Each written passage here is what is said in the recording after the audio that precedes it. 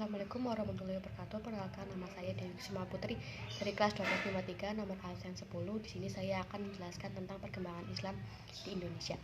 1. Masuknya Islam di Indonesia. Menurut hasil seminar, masuknya Islam di Indonesia pada tanggal 17-20 Maret 1963 di Medan yang dihadiri oleh sejumlah budayawan dan sejarawan Indonesia.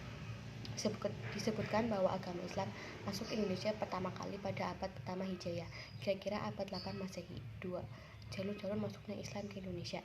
Islam masuk ke Indonesia melalui 2 jalur.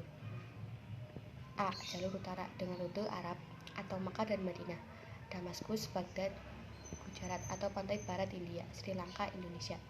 B. Jalur selatan dengan rute Arab atau Makkah dan Madinah, Yaman, Gujarat, Sri Lanka, Indonesia. Yang ketiga, kerajaan-kerajaan Islam di Indonesia. 1. Kerajaan Samudra Pasai merupakan kerajaan Islam pertama di Indonesia yang berlokasi di Aceh. Yang kedua, kerajaan Islam di Jawa. Ada Kerajaan Demak, Kerajaan Banten, Kesultanan Cirebon. Yang ketiga, kerajaan Islam di Maluku. Ada Kerajaan Jailolo, Kerajaan Ternate, Kerajaan Tidore, Kerajaan Bacan. Yang keempat, kerajaan Islam di Sulawesi.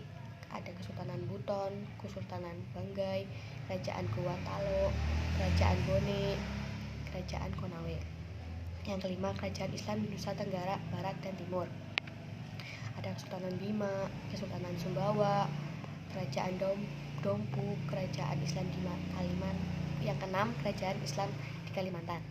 A. Kerajaan Selimbau, Kerajaan Mempawah, Kerajaan Tanjung Pura, Kerajaan Landak, Kerajaan Tayan, Kesultanan Pasir.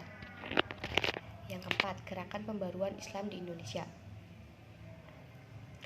1. Gerakan politik Islam. Ada Sarekat Islam. Sebelum menjadi Sarekat Islam, pada mulanya berasal organisasi dagang yang bernama Sarekat Dagang Islam, didirikan pada 1911, terkenal di Salak, yaitu Haji Samanhudi. Anggotanya terbatas pada para pengusaha dan pedagang batik sebagai usaha untuk membela kepentingan mereka dari tekanan politik Belanda dan monopoli bahan-bahan batik oleh para pedagang Cina.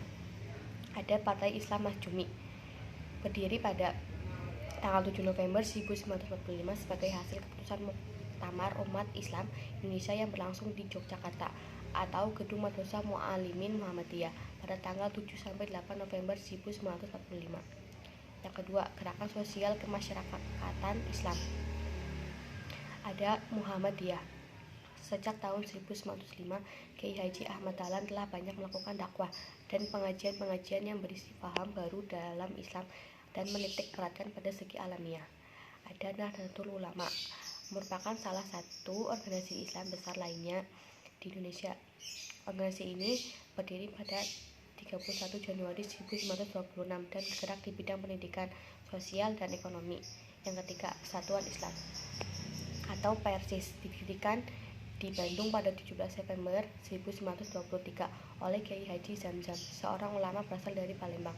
PERSIS bertujuan mengembalikan kaum muslimin kepada pimpinan Al-Quran dan Sunnah Nabi dan dengan mendirikan madrasah-madrasah pesantren dan tablik pidato ataupun tulisan. Yang kelima, meneladani tokoh pembaruan Islam di Indonesia. Dari para tokoh pembaruan Islam tersebut ada beberapa keteladanan yang bisa kita ambil sebagai berikut. 1. Nilai persatuan atau ittihad. 2. Nilai solidaritas atau ukhuwah Islamiyah. Yang ketiga, nilai pembaruan tajdid. Yang keempat, nilai perjuangan jihad fi sabilillah. Yang kelima, nilai kemerdekaan atau buhriyah.